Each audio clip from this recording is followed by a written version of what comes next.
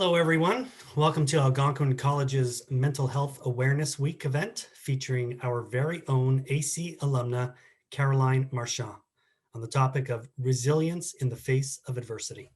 For those of you I have not had the pleasure of meeting, my name is Barry Seller, and I am with the advancement team here at Algonquin College as the Manager of Alumni Engagement, and I am pleased to be your MC for today's session.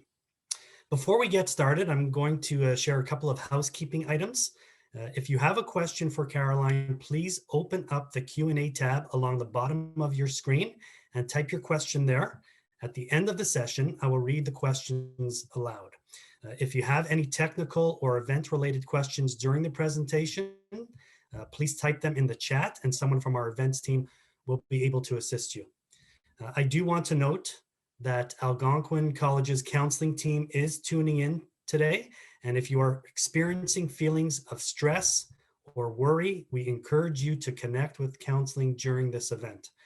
You can do this by navigating to the chat tab, click the to drop down and find panelists. And then you can type a note to our panelists. And from there, our counseling team will be able to connect with you privately. We also have wellness resources available online, and the link will be added to the chat now. It is now my absolute honor to introduce this afternoon's featured speaker, Caroline Marchand. Caroline is a graduate of Algonquin College's television broadcasting program and a current associate director at CBC Television. At the young age of 22, Caroline suffered a serious brain injury that resulted in life-threatening surgeries and a long road of physical, mental, and emotional recovery. And throughout the hardships and trauma, Caroline has remained resilient and motivated to keep pushing forward, which helped her land her dream job at CBC. We are so fortunate to have Caroline join us today. Ladies and gentlemen, Caroline Marchand. Caroline, over to you.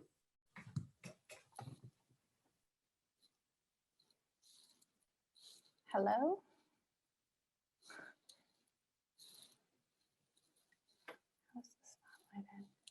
Bear with me for a second. Nope, that's not it. Hold on.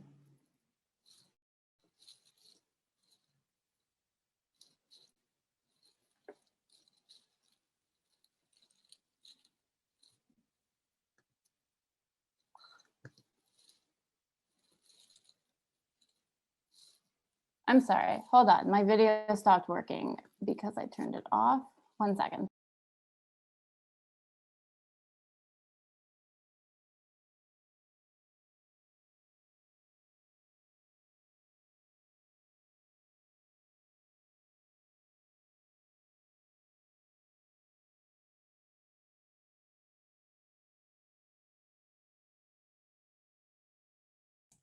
We can see you, Caroline.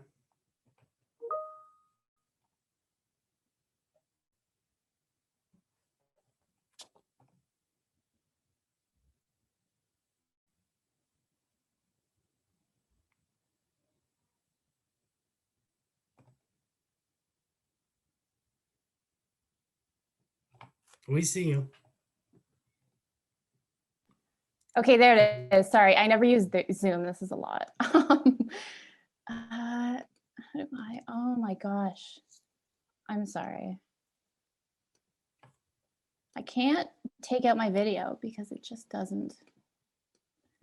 Well, we can see you and we can hear you. Okay, then I'm just gonna go for it. Oh my goodness. I think I saw like 70 people in here last I looked. I'm not gonna look at that. Okay.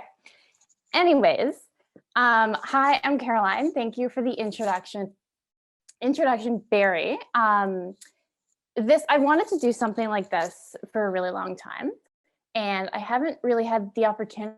And honestly, I was kind of scared. When you tell people what you've gone through and that you've had 3 brain surgeries, they look at you differently. Like, it doesn't matter how you say it or where you've come, they look at you differently. And I don't want to be looked at differently. I've accomplished so much since it. I want people to focus on that. And I'm really hoping that I can inspire maybe just one person that if they're going through something hard, just keep pushing, because it is worth it. And I hope you'll see that through my talk today. Now, Barry mentioned I'm an associate director at CBC right now, and I've been kind of doing that most of my career, but originally it goes back to high school. So more than a decade ago, I went to a high school called Sir Wilfrid Laurier Secondary School, and it was in Orleans. And it was a very interesting high school because I don't think any other high school in Ottawa has this, but we did our morning announcements in a studio and out of a control room. And when I took it in grade 11 or whatever it was, I was just, I fell in love with it right away. And I would direct the morning announcements pretty much every single day. And I loved it. And I found out, okay, like I could actually maybe do this as a career. This is a real thing. So I applied to Algonquin, the TV program, and I got in. And then I went from there and just continued to love it even more. After I graduated, I worked some jobs here and there in Ottawa, but then kind of quickly moved to Toronto and picked up my feet there. And I used a lot of contacts, and I was getting a lot of work. I worked at places like CTV, TSN. I had done at that point 4 Juno Awards, the Food Network. Like I was just all over the place. And I was right in the middle of my career. Like I was going up, I was doing really, really well. And then my car accident happened and everything stopped. Everything just completely stopped. So this affected my career because I couldn't work. So where am I going with this? Anyways, I don't remember anything from the accident. And honestly, I think that's kind of for the best. And I learned afterwards that your brain shuts off during traumatic situations. And for a while, I was kind of upset that I didn't know what happened. But now looking back on it, thank God I do not know what happened. So I've been told things here and there from friends. And I think this one specific story that I'm going to tell you really kind of sets the scene of how bad it was. So I was in the car accident. And again, this was just from people telling me what happened. I was rushed to the hospital, and I think at this point, I was going into my first brain surgery. So the brain surgery was a craniotomy. And the easiest way to explain that is I had bleeding on the right side of my brain. And what they did is they cut this open, took the skull out, took the bleeding out. But because my brain was so swollen, they couldn't put that skull back in. So they sewed it back up. And then that's where it was. But while this was happening, I had some friends at St. Mike's in Toronto, and they were waiting in the waiting room. And if any of my friends listening, they could probably explain this story better, but this is what I was told. They were, okay, so anyways, where I was telling you the story of my friends in the waiting room while I was in my first brain surgery. And what they told me is they were sitting there, and a man walks in, and he was a priest, and he looks at them and asks, does anybody need religion? And from what I was told, they were all kind of like, what? Why are you saying this? And he looked at them and was like, it doesn't look good. So that kind of sets the scene of the night of and where it was at. So I came out of that first brain surgery, and I was recovering, all was well. And then the bleeding went into the left side of my brain. So they rushed me back in and had to do another operation. So they cut the skull out, removed the bleeding. But because only my right side was swollen and my left side wasn't, they put the skull back in. So the first thing I remember after all those surgeries is waking up in the ICU 2 weeks later, 2 weeks after being attached to a ventilator and all that, and seeing my parents in the room. And at this point, the accident happened in Toronto, and my parents are from Ottawa. So I'm thinking, okay, why are they here? This is weird. Something must have happened. Like, no idea what was going on. And they told me I was in an accident and I had surgery. was like, okay, well, I must have hurt my arm or my leg, whatever. And I even told them to the point I was like, leave the keys on the table and I'll meet you at home. And, all good. And they were like, no, no, no, no, that's not happening. So I stayed in the hospital for about 2 months, but it kind of started to hit when I got my phone back. And I don't know who gave me my phone or why they did so early. I was sending some weird texts eventually. But when I first picked up my phone, so you pick up your phone and you lift your thumbs and you go to text. That wasn't happening for me. I picked up my phone, I lifted my thumbs, and I couldn't put them down. I'm thinking in my brain, I'm like, okay, just put your thumbs down and text, but it wasn't working. Eventually it came back, but that was kind of a moment where I was like, oh shit, this is not my leg, this is not my arm, this is like a real thing. So in the hospital, the doctors were saying, listen, there is no timeline. We can't tell. Everybody's body is different, everybody's brain is different. We cannot tell you when you're going to get better. So I left the hospital with that information, and again was still kind of out of it, but was like, this is great. I don't have a timeline. Okay, where do we go from here? I started to realize that I was having some pretty serious symptoms after I kind of integrated back into real life. And at this point, I moved back home with my parents and kind of gave up all my jobs and everything in Toronto. So I do remember one specific time I went to a grocery store very early on after I was released from the hospital. I was in there for about 5 minutes. There was people everywhere. People were talking, cash registers were going. And again, just a normal person walks in, that's fine. You don't even think twice about it. But for me, I was so overwhelmed, I was having a panic attack. I wasn't scared anything was going to happen. I wasn't anxious about anything. It was just all of the noise, all of the people was too much for my brain to take in at that time. And I must have been out of it for like 3 days after, just completely exhausted because it took in all that information that I couldn't handle. So eventually I started rehab. I had about 5 or 6, I had a lot of rehab people help me out. But the main point of rehab was to kind of get the brain back to where it used to be. And I realized then that you can. Little steps, doing little things will slowly bring it back to where it was. So I was doing things like reading short stories and summarizing them, or putting building blocks together, just little things to, help it get back to where it was. But at the same time, I'm like, okay, I was in the midst of my career and I'm at my parents' house putting building blocks together. This is great. This is a lot. So eventually I started to talk work with my rehab therapist. And I don't remember exactly which one told me this, but I explained to them what I did for work. And I was in a control room. There was a lot of noise. There was a lot of TVs. There was a lot of everything. And they were like, you might want to consider a different career. And that just broke my heart. What was also like, no, we'll figure it out. So again, when I realized I could start doing things, there's this one specific moment where I was lying in bed and I was like, okay, I need to have some kind of goals, some kind of something to keep me going through this because there's no timeline and I'm going to go friggin' crazy if I don't. So I remember making a list of goals, which I actually found the other day and kind of was going through them. My number one goal was to get back in the TV industry. Even if I didn't do what I used to do, even if I wasn't in control room, just anything to get back. The higher goal would be to get back in a control room, but let's keep it realistic and say just generally TV.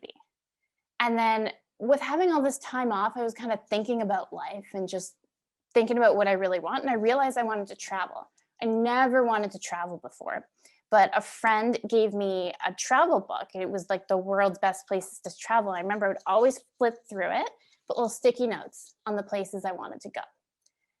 But then I'm also like, okay, I need kind of more realistic goals just to slowly get to something. And one of them was things like go to a Jays game, because that seemed, like a lot at the time. So eventually I'm like, okay, I made my goals list. What's my short-term plan to get back into the industry? So I started initiating and kind of putting calls and emails out there, explaining, this is my situation. Can you help out? So I initially reached out to the coordinator of my TV program and said, hey, this is what happened. This is what I need. Can you help out? So he allowed me to come in once a week, which is what I could handle at the time, and help out the students during their prep night. So they had a prep night before their live show the next day. So I just sat in the control room, sat in the studio environment, and kind of gave tips here and there, which was, I guess, kind of helpful for them too.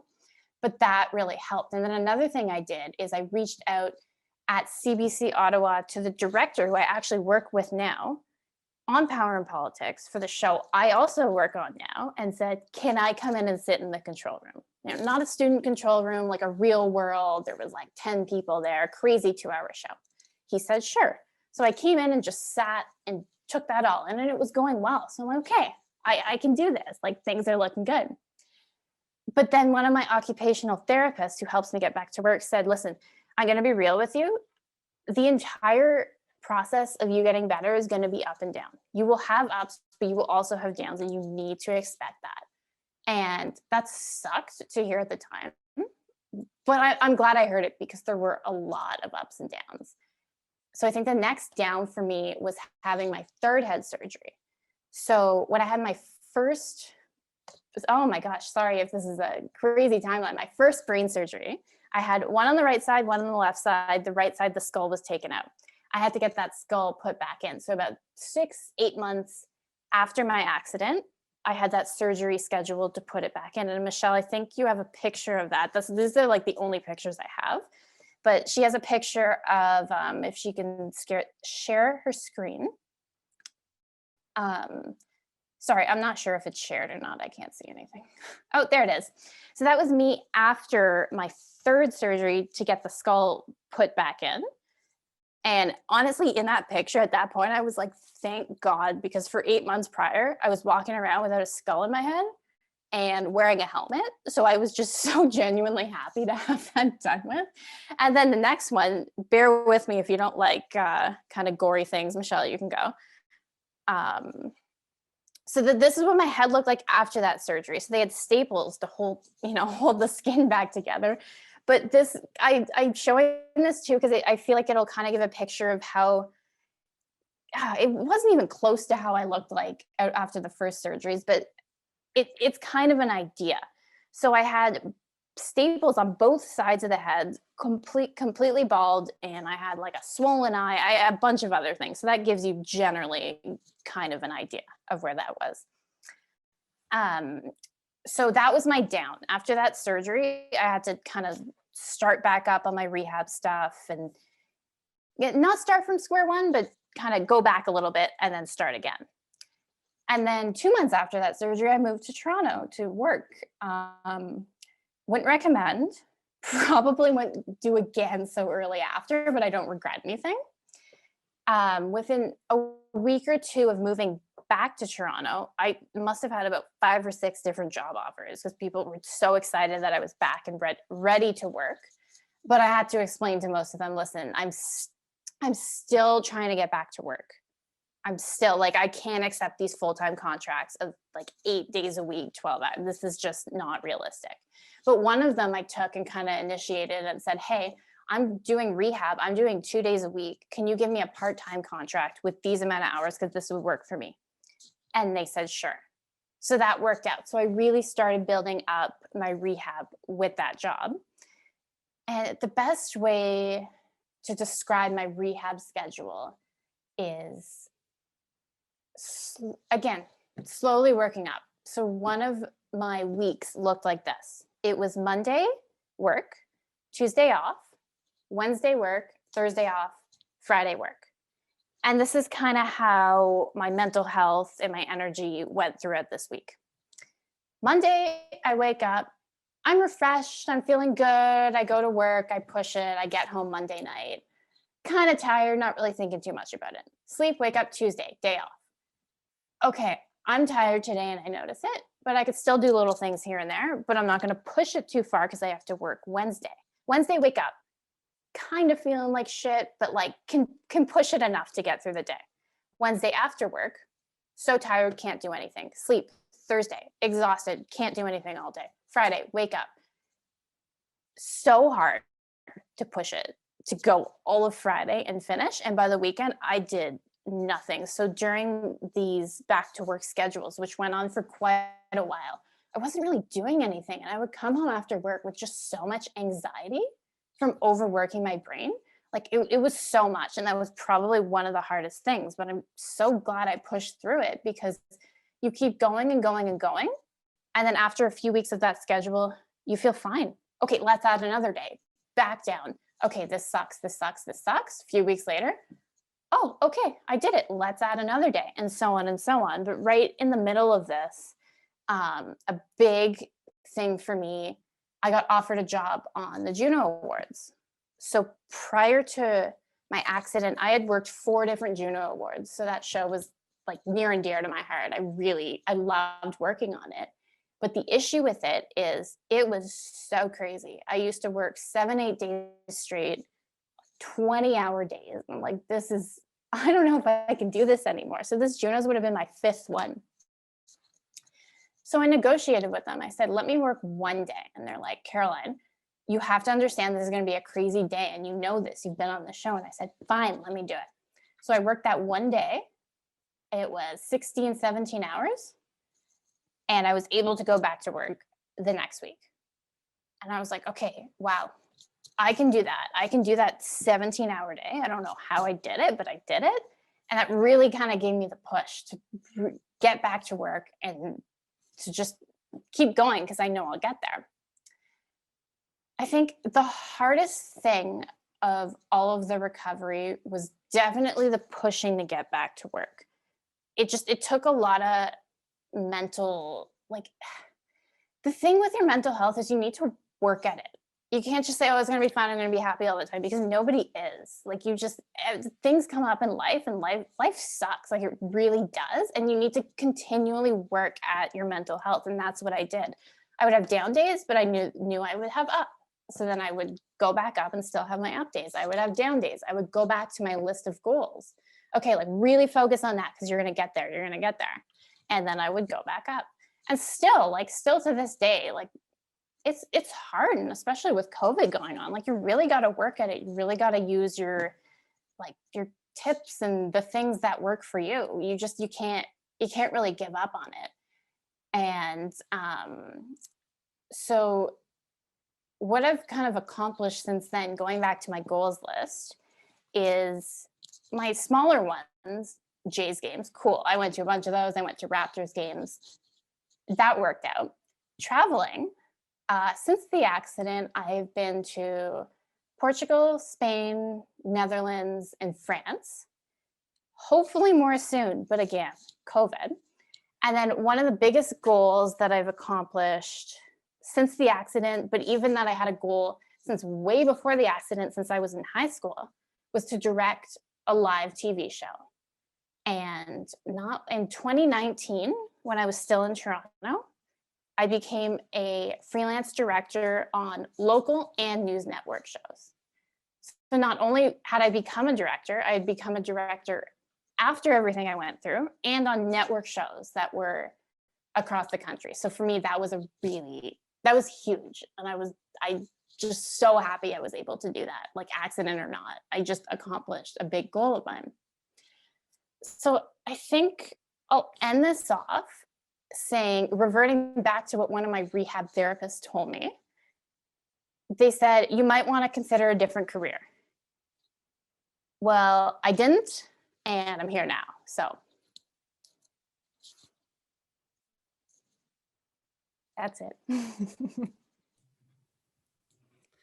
Well, thank you, Caroline, for that inspiring story and for allowing us the opportunity to learn more about how you were able to overcome such adversity. And it really, it's inspiring to listen to your story and to realize that it really, that we can all find that strength within us to continue on.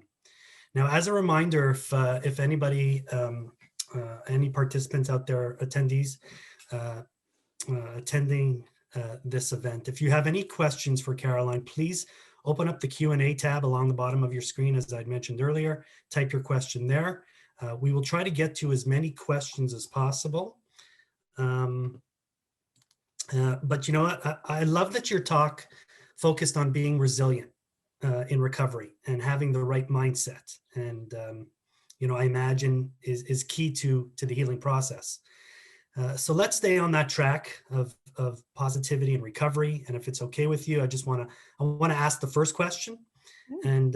And we're living in these times of the pandemic. How do you think our community can have that mindset as it relates to the COVID pandemic that we're all experiencing for almost a year now? Yeah, well, I think this is going to sound kind of crazy, but I think the easiest thing, and again, it's different for people, is to realize we're all in this together. And at least it's it's not easy for me. It's still hard, but just kind of reverting back to what I went through, I was genuinely alone. Like I had a lot of family and friends support, which was fantastic, but nobody really could truly understand what I was going through. The thing with COVID is everybody is in the same situation. Everybody has to wear masks. Everybody has to distance. Everybody has to do their part. So I find, at least for me, it helps knowing that everybody's in the same situation. It still sucks. And I think you need to accept that it sucks, because I accepted that my recovery sucks. But it just, that's life. It is what it is. You got to find the best of it. You do your video calls with friends. You can't see them. You can't be upset about not seeing them, because that's just the situation. Do your video calls and have fun. That's, yeah. All right, thank you. We're going to go to the Q&A now. And first question is, was it difficult to relive this trauma and prepare for this event? Yes. Oh my God, I had the worst week. I really started feeling better today when I just was more confident about how to kind of outline my story. But very early on, I kept a lot of journals, which I'm glad I did, because I forgot a lot of things. So really the past 2 weeks, a week, I was going through all those journals, kind of picking out the points. And I'm like, oh, okay, that's a big thing. Okay, I remember that. And that was hard. I was pretty stressed out all week. But then again, that's the thing that you have to deal with your mental health. It's like, okay, you're gonna be a little stressed out this week. Take your breaks, keep going, and it'll be worth it once you've done the event and said what you needed to say. So just looking forward towards that, it's going to be worth it, was what kept me pushing forward.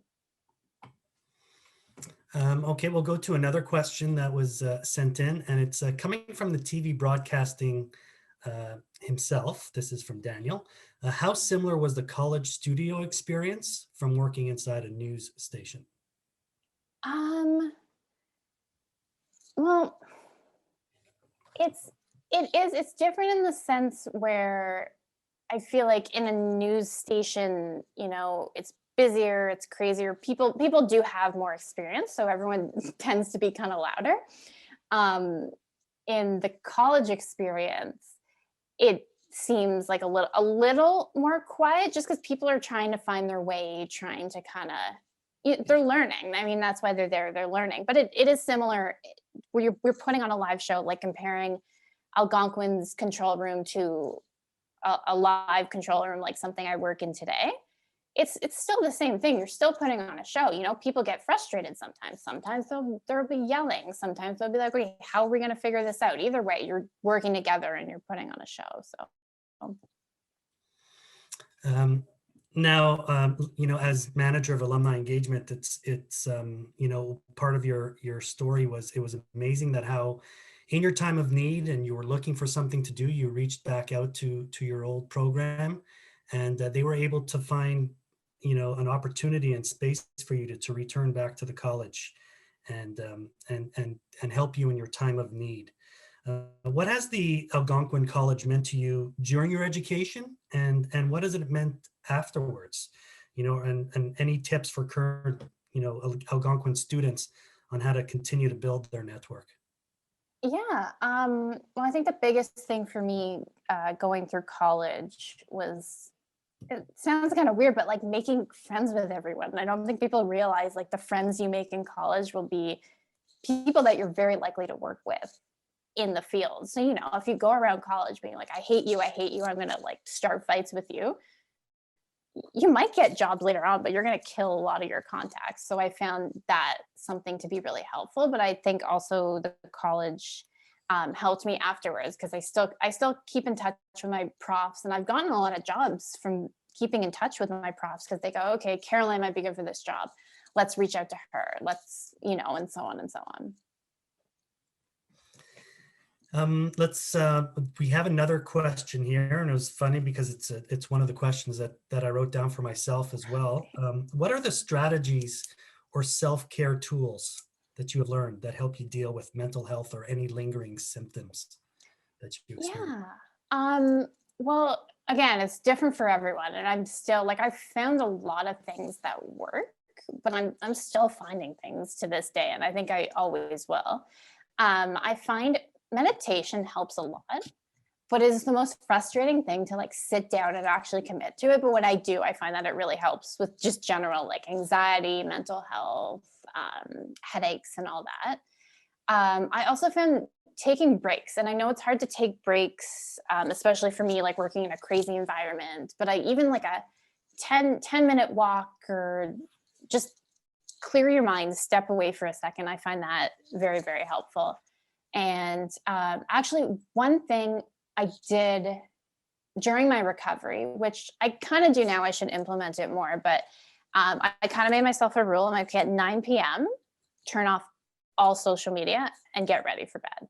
Because I find just like sitting in bed before going to sleep, like rolling on your phone, looking at Facebook, looking at this and that, it tend to stress me out. And I think it stresses a lot of people out too. And I found that kind of helpful.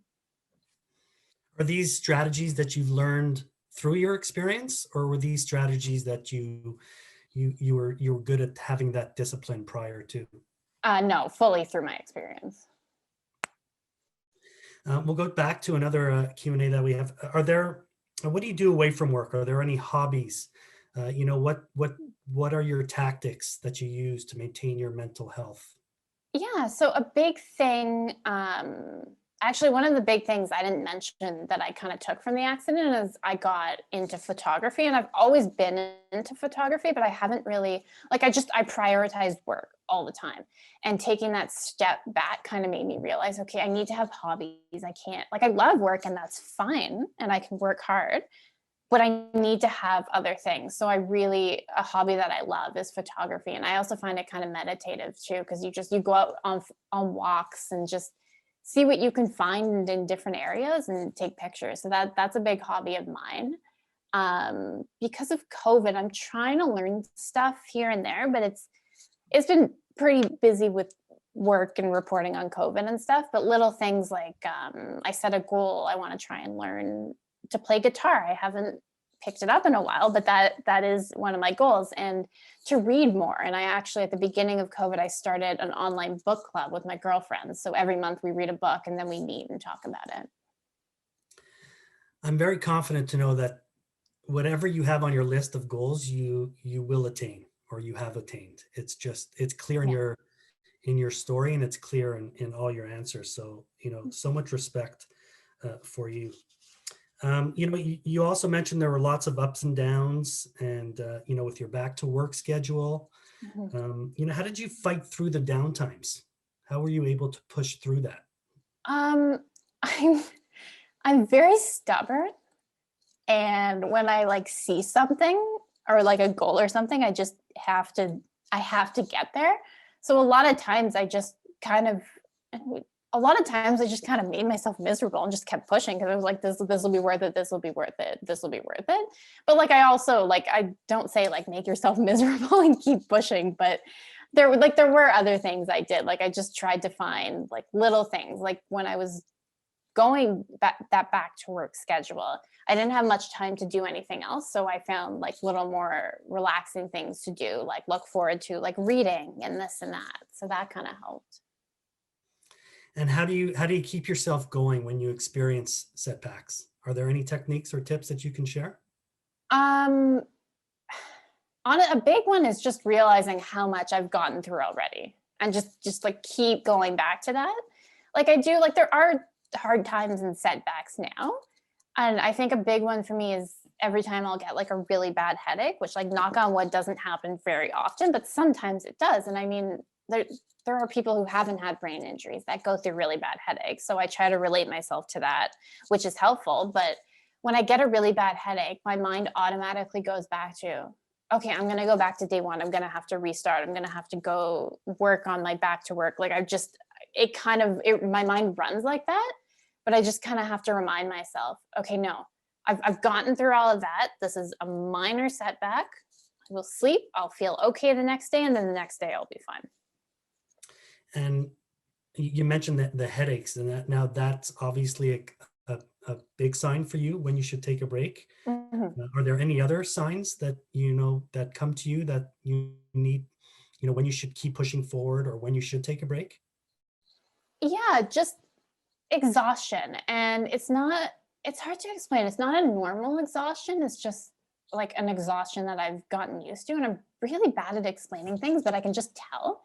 I can just tell when I'm that exhausted, and I'll pick up my phone and go to my meditation app, even though I try to do it every day, but it's hard and I can't. But when I'm feeling that way, I'm like, okay, I need to force myself to do this. I need to also maybe do yoga and take more breaks. And then I can catch it before it gets worse now. And that was kind of a problem throughout the recovery. But as the years went on, it was easier to catch it before it got too bad. Okay. Now we're going to go to another Q&A here, and it comes in from Alex. You spoke about your recovery process with the blocks and summarizing short stories, but did you undergo any physical therapy, or was it all related to central nervous system? Did therapy also include counseling for mental health? Was the healthcare team effective, or was it all you? Oh, that's a really good question. The biggest part was kind of reworking the brain. That was my hardest thing. For some reason, I didn't break any bones. Thank God. Like that was just very, very lucky. But I did go through physio because like I hurt my back. I kind of had neck pain, which I still kind of do. But that was more of the physical recovery. And oh, actually, now that you mention that, I completely forgot.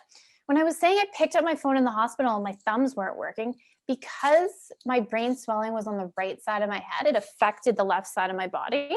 I had to work to get the feeling back in my left hand. So I would use like squishy balls and keep doing that. And it came back very like pretty quickly, but that was also something.